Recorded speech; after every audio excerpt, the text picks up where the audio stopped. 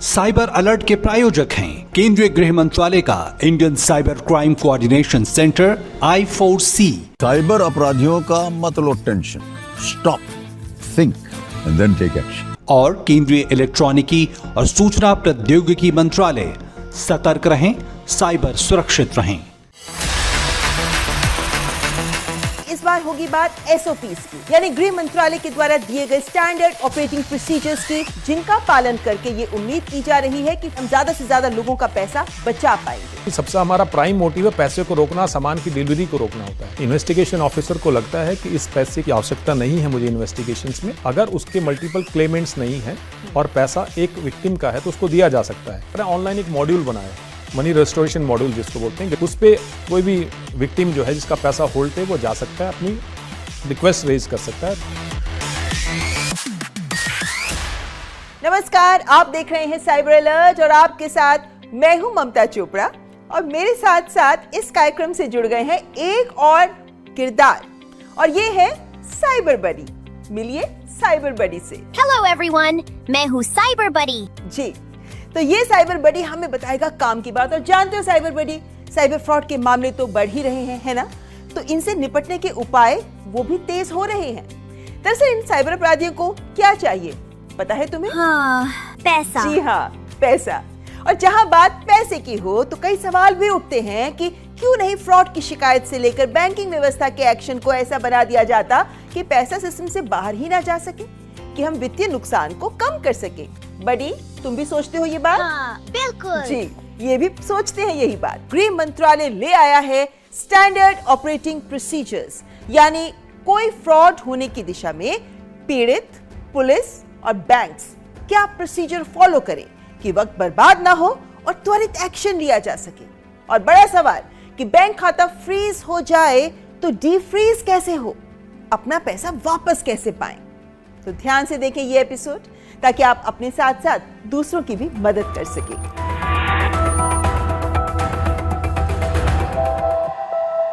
जब भी कोई साइबर अपराध होता है तो सबसे पहला काम होता है शिकायत दर्ज करना।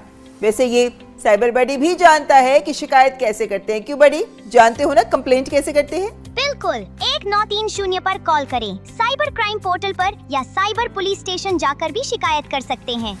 विक्टिम को या उसकी ओर से कोई भी व्यक्ति को ये काम जरूर करना है कि उन्हें cybercrime.gov.in की वेबसाइट पर रजिस्टर करना है। रजिस्टर करने के बाद आपको इस वेबसाइट पर साइबर अपराध का पूरा विवरण, क्या हुआ, कैसे हुआ, सभी इंपॉर्टेंट इंफॉर्मेशन यहाँ सबमिट करनी होगी। इसके बाद आपको मिलेगा 14 डिजिट्स का एक एक्नॉलेजमेंट नंबर।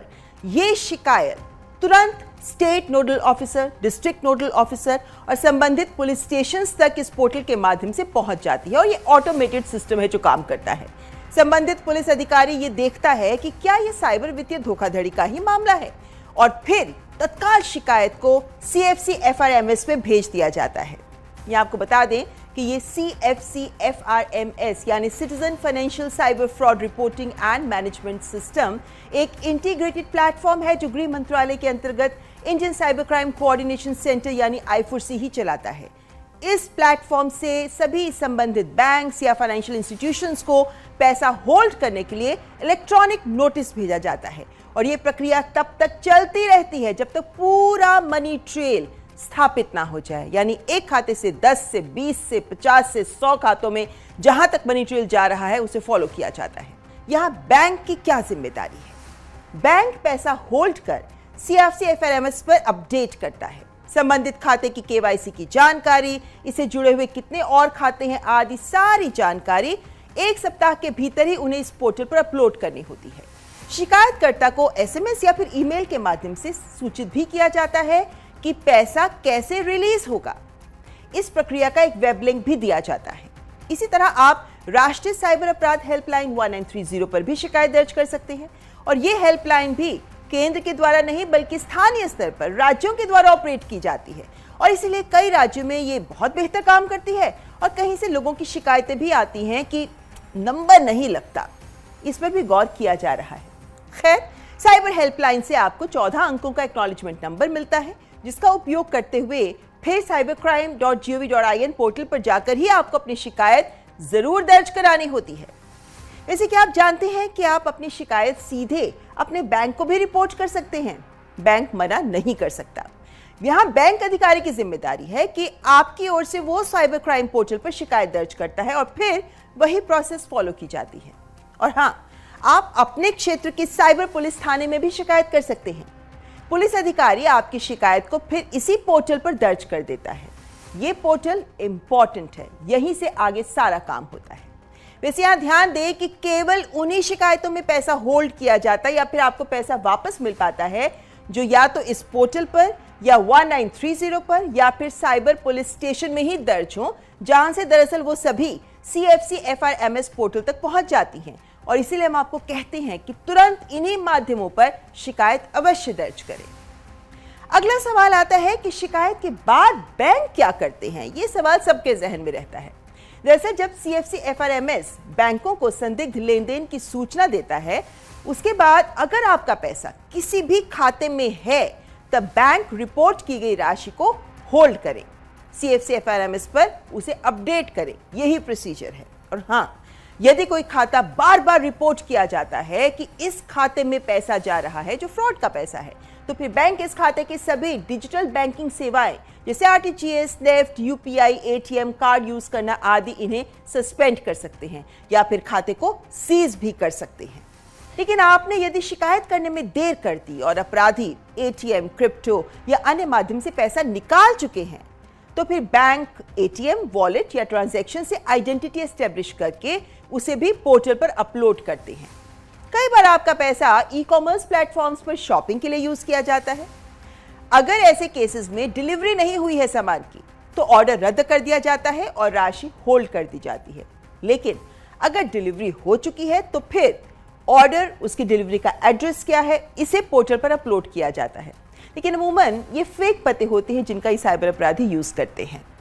यदि पैसा किसी क्रिप्टो एक्सचेंज को ट्रांसफर हुआ है और वर्चुअल एसेट सर्विस प्रोवाइडर्स के खाते में रुपए के रूप में अभी उपलब्ध है, तो फिर होल्ड करना संभव हो जाता है। यदि राशि क्रिप्टो में बदल दी गई है लेकिन देश में ही है, तो भी पुलिस के आदेश पर इसे लिक्विडेट कर रुपए में बदलकर वापस दिलाया जाता है। पेमेंट एग्रीगेटर्स या पेमेंट गेटवेज अगर इन्वॉल्व हैं और पैसा एस्क्रो अकाउंट में ही है, अभी सेटलमेंट नहीं हुई है, या फिर म्यूचुअल फंड, ट्रेडिंग और स्टॉक ब्रोकिंग कंपनियों के ट्रेडिंग अकाउंट में ही है, तो फिर यह पैसा भी होल्ड किया जाएगा। अब आता है क्रॉस बॉर्डर मनी ट्रांसफर। यदि इंटरनेशनल ट्रांसफर हुआ है लेकिन अभी सेटल नहीं हुआ है, तो भी पैसा होल्ड हो सकता है। सभी मामलों में यदि पैसा जा चुका है तो पूरी ट्रेल डिटेल अपडेट की जाती है, जो मामले सुलझाने में काफी मददगार साबित होती है। इसी ट्रेल को फॉलो करते हुए कई साइबर अपराधियों पर शिकंजा भी कसा गया है। गौर करें, होल्ड, सस्पेंशन या scissor of the bank account, ये केवल और केवल साइबर क्राइम पोर्टल पर CFC FRMS और फिर लॉ एनफोर्समेंट एजेंसीज के निर्देश के आधार पर ही होती है। यही SOP हतोत्साहित करता है कि खातों को बिना किसी कारण के फ्रीज ना किया जाए। यानी ये पूरा SOP है जिसके आधार पर काम होता है। आगे भी इसकी बात करेंगे, लेकिन उससे पहले यहाँ एक ब्रेक के लिए रुकते हैं। आप देखते रहें साइबर अलर्ट। अरे पार्सल मेरा नहीं है सर। पुलिस वाले को झूठ बोलता है। अब तुझे पुलिस स्टेशन भी आना पड़ेगा और उसके बाद जेल। मैं एक स्कैमर हूँ, आज मैं पुलिस वाला बना हूँ और ये है मेरा शिकार। मैंने फोन करके कड़क आवाज में सिर्फ इतना कहा कि आपके बेटे के पार्सल में ड्रग्स मिली है। बस इतने में डर गए और इनको कर लिया डिजिटल अरेस्ट। सर ऐसा मत करिए प्लीज सर। या तो जेल जाओ या पैसे दो। अच्छा है ना आइडिया और सेटअप? आइडिया बुरा भी है और पुराना भी। अब इंडिया जानता है कि स्कैम कॉल्स में कभी ड्रग्स, कभी किडनैपिंग की झूठी कहानियां बनाकर पैसे लूटते हो। स्कैमर्स के घिसे पिटे तरीकों को मत दो attention. India stop, think then take action. व्यक्तिगत जानकारी के लिए ऑनलाइन अनुरोधों से रहें सावधान। कुछ भी जानकारी देने से पहले जरूर सोचें। कोई भी वैधानिक कंपनी फोन या इंटरनेट पर आपसे निजी जानकारी कभी भी नहीं मांगती, इसलिए ऐसे कॉल या ईमेल आने पर अपनी जानकारी देने से पहले समझदारी दिखाएं और सावधानी बरतें।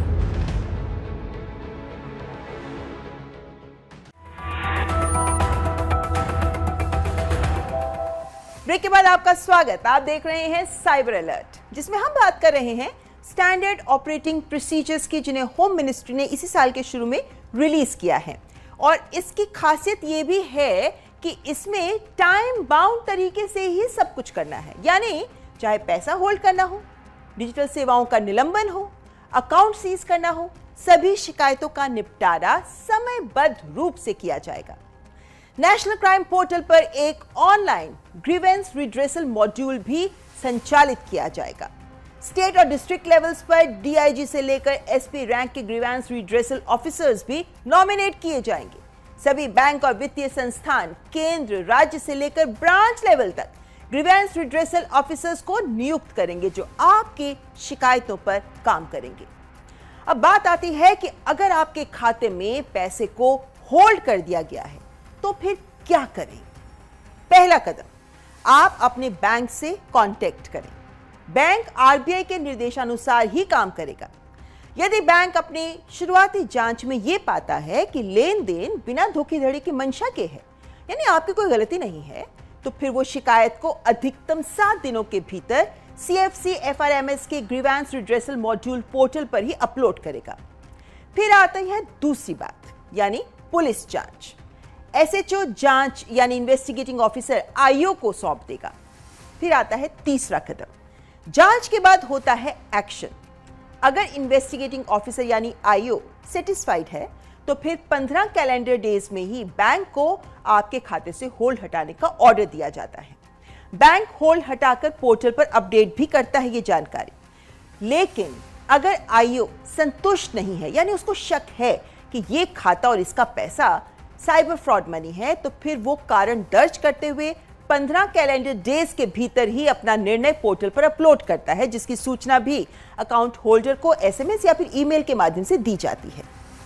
फिर आता है अगला चरण, यानी 15 दिनों में अगर कोई निर्णय नहीं लिया जाता तो फिर शिकायत जिला शिकायत अधिकारी को भेज दी जाएगी, जो 15 दिनों में समीक्षा करके अपना निर्णय देगा।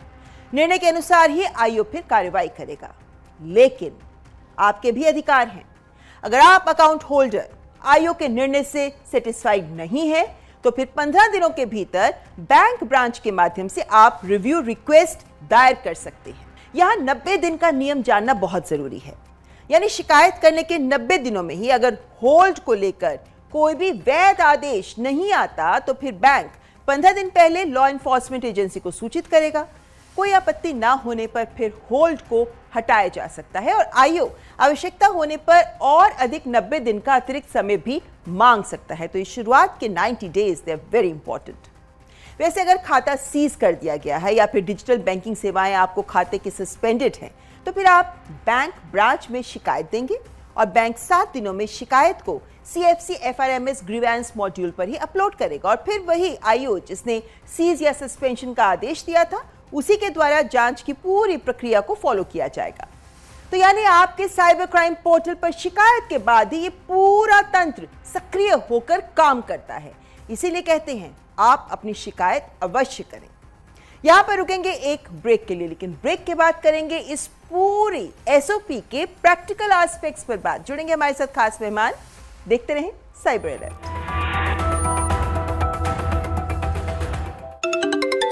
हेलो, नमस्कार विधायक जी, हम पैसा बढ़ाओ इन्वेस्टमेंट बैंक से बात कर रहे हैं। हम आपके पैसे 10 गुना तक बढ़ा सकते हैं। आपको ग्रुप पे ऐड करके प्रूफ भी भेजा है, आप देखिएगा। तुम तो कमाल के आदमी हो यार, हमारा भी पैसा बढ़ा दो। सर ग्रुप पे जैसा बोला जाए बस पैसा करते जाइए। अच्छा, ये तो बहुत। चिंता मत करो, जिस नंबर से तुम कॉल कर रहे हो ना, पुलिस 2 मिनट में उसको देख करके ट्रेस करके पकड़ लेगी तुमको और अंदर। और क्या कर दिया महाराज? आप जैसे पढ़े लिखे लोगों को ये लोग ये बिल्कुल फर्जी इन्वेस्टमेंट ग्रुप का सदस्य बना करके आपको बचा रहा है। हमको चुना लगा रहा है। बिल्कुल। आप भी कभी भी किसी अनजान सोशल मीडिया इन्वेस्टमेंट ग्रुप में बिल्कुल ना जुड़े। और यदि स्टॉक मार्केट में इन्वेस्टमेंट करना हो तो हमेशा सेबी अप्रूव्ड ऐप से ही कर। आपके लालच को बनाकर हथियार साइबर अपराधी करते हैं आप परिवार। शिकार होने पर ये नंबर पे फोन कीजिए 1930 या फिर जो वेबसाइट दिया हो ना नीचे www.cybercrime.gov.in आपकी स्क्रीन पर, वहाँ शिकायत जो है आप दर्ज करें। व्यक्तिगत जानकारी के लिए ऑनलाइन अनुरोधों से रहें सावधान।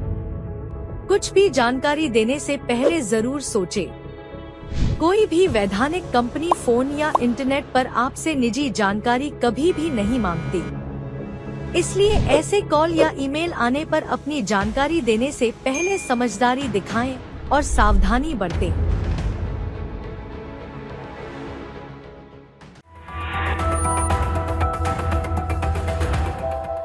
ब्रेक के बाद आपका स्वागत। आप देख रहे हैं साइबर अलर्ट, जिसमें अब हमारे साथ जुड़ गए एक विशेष मेहमान।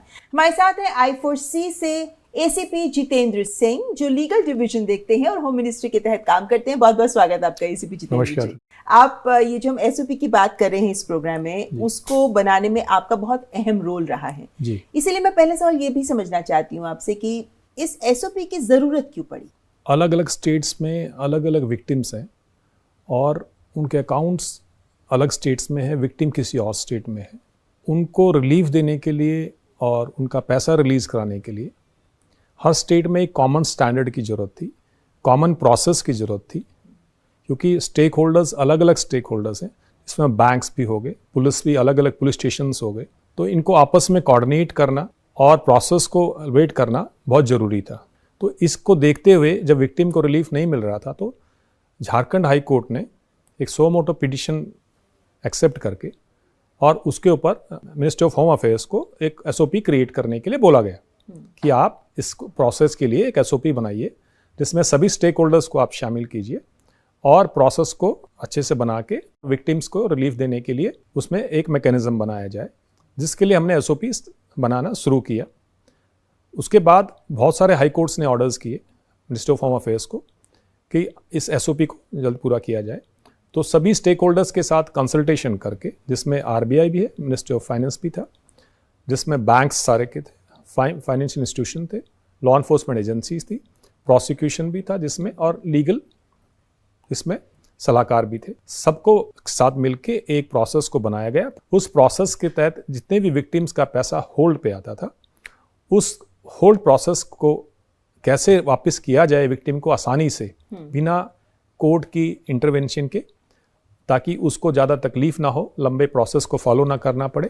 अमूमन ये बात कही जाती है कि पैसा वापस चाहिए तो आपको कोर्ट में जाना होगा, लेकिन क्या ये ऑप्शन है कि कोर्ट में जाए बिना ही आपका पैसा वापस होगा? हाँ, हमारे कानून के अंदर बीएनएसएस की धारा 106(3) के अंदर अगर इन्वेस्टिगेशन ऑफिसर को लगता है कि इस पैसे की आवश्यकता नहीं है मुझे इन्वेस्टिगेशंस में, अगर उसके मल्टीपल क्लेमेंट्स नहीं हैं और पैसा एक विक्टिम का है तो उसको दिया जा सकता है।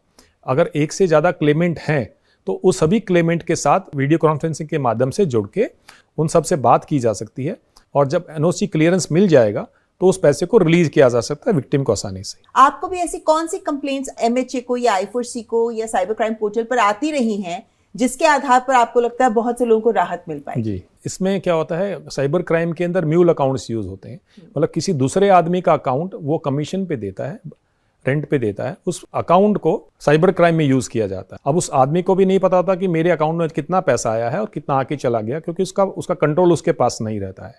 तो ऐसे केस में क्या होता है कि जो फ्रॉड करने वाले फ्रॉस्टर्स हैं वो उस अकाउंट को अक्रॉस इंडिया यूज करते हैं, बहुत सारे क्राइम्स में यूज करते हैं, जिससे कि विक्टिम और कंप्लेंट जो अलग अलग स्टेट्स में हो जाते हैं।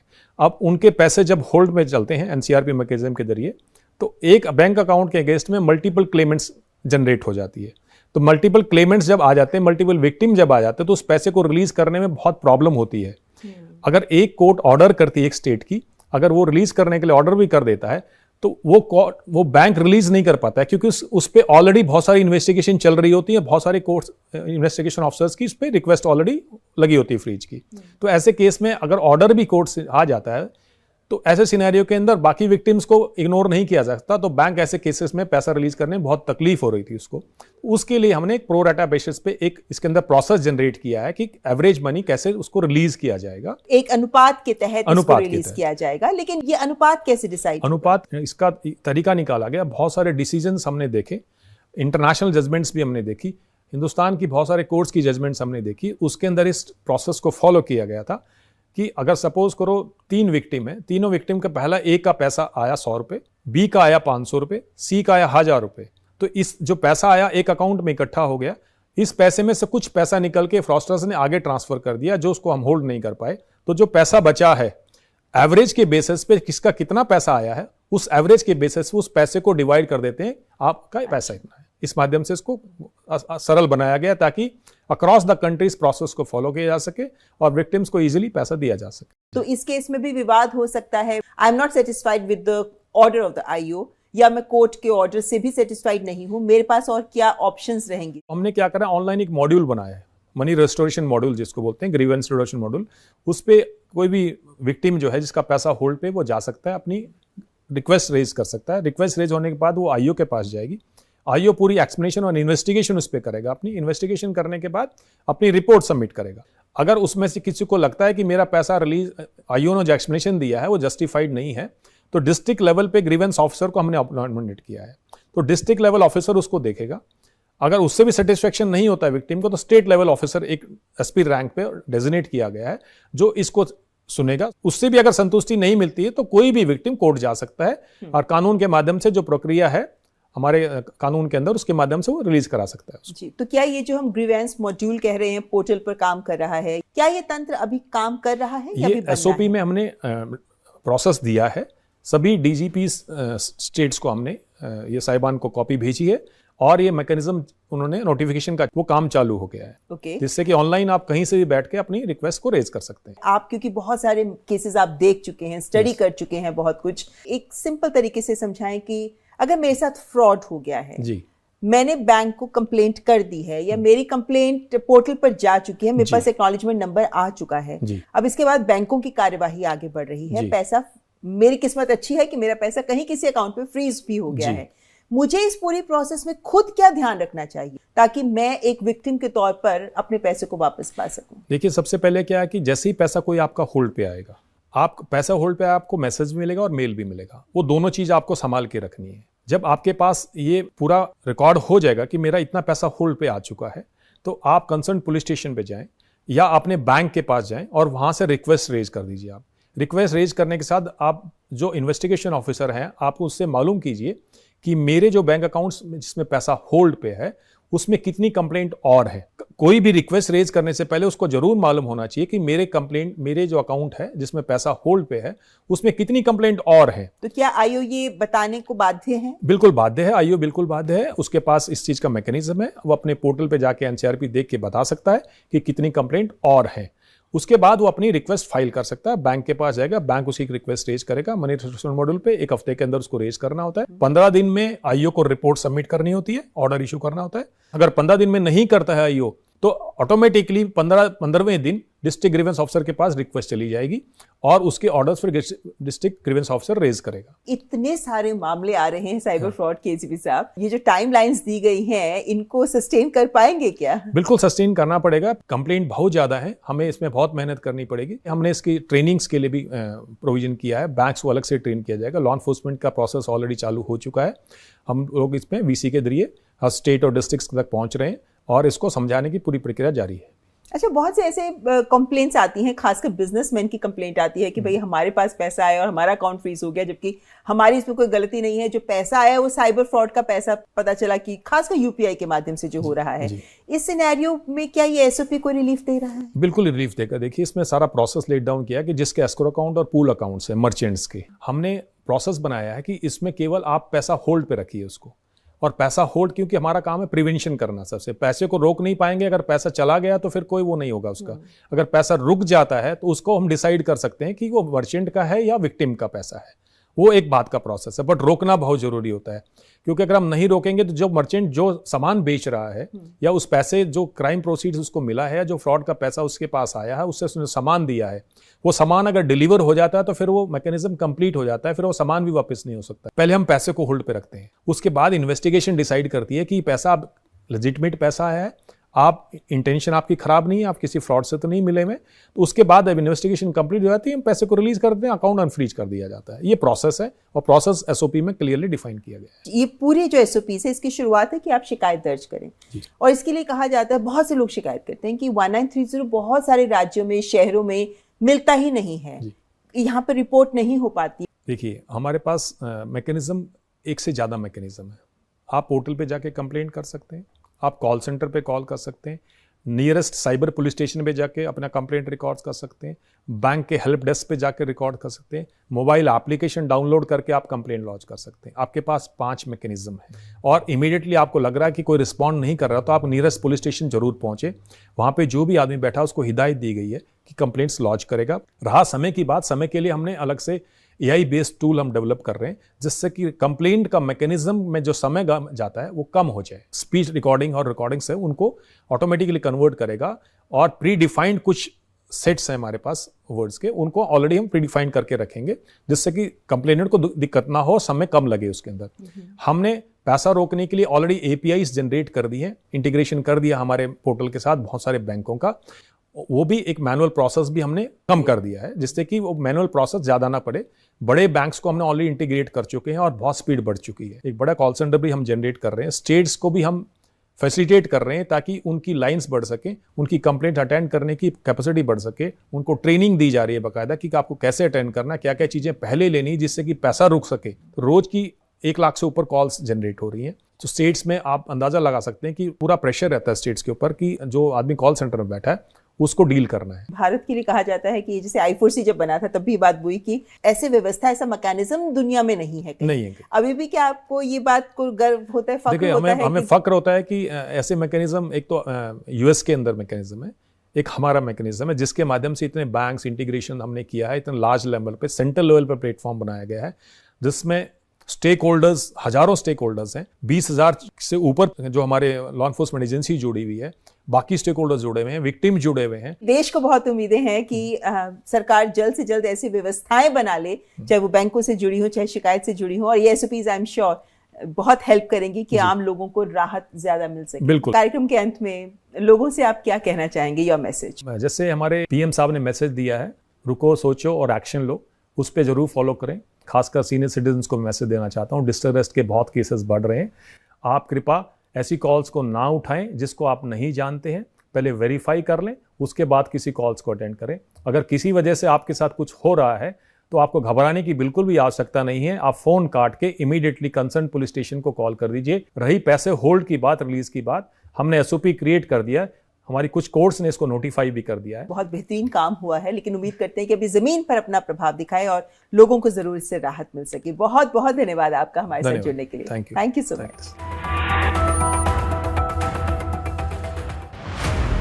केंद्र सरकार ने AI से तैयार सिंथेटिक कंटेंट और डीप फेक कंटेंट का दुरुपयोग रोकने के लिए IT नियम 2021 में संशोधन कर नए दिशा निर्देश भी जारी किए हैं। ये नियम 20 फरवरी से लागू होंगे। इनके अनुसार सोशल मीडिया प्लेटफॉर्म्स को आपत्तिजनक या गलत AI कंटेंट को 3 घंटे के भीतर हटाना होगा। AI जनरेटेड कंटेंट को स्पष्टता से लेबल करना अनिवार्य होगा।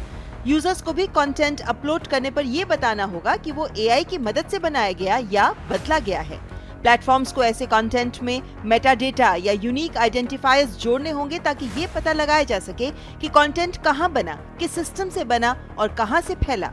कुछ तरह के सिंथेटिक कंटेंट को सीधे अपराध भी माना जाएगा और कानून के तहत इस पर कार्रवाई होगी, जैसे बच्चों के खिलाफ यौन शोषण से जुड़ा कंटेंट, अश्लील सामग्री, किसी व्यक्ति की पहचान या आवाज को गलत तरीके से पेश करने वाले डीप फेक्स। अब सिर्फ यूजर नहीं, प्लेटफॉर्म भी जिम्मेदार होगा। अगर सोशल मीडिया कंपनियां इन नियमों का पालन नहीं करती हैं, तो उनकी कानूनी सुरक्षा, जिसके तहत वे यूजर के पोस्ट के लिए कानूनी रूप से जिम्मेदार नहीं ठहराए जाते, खत्म हो सकती है। तो आज कार्यक्रम में हमने की बात SOP के बारे में, जिसका पालन सभी एजेंसीज, बैंक्स, विक्टिम्स और पुलिस भी करेगी ताकि हम साइबर फ्रॉड्स के जरिए होने वाले नुकसान को कम कर सके। कैसा लगा आपको ये कार्यक्रम? हमें लिख भेजिए। हमारा ईमेल ID cyberalert.ednews@gmail.com। अगले हफ्ते फिर होगी मुलाकात और मिलेंगे एक और महत्वपूर्ण साइबर विषय के साथ। तब तक हमारी पूरी टीम को दीजिए इजाजत। नमस्कार, जय हिंद।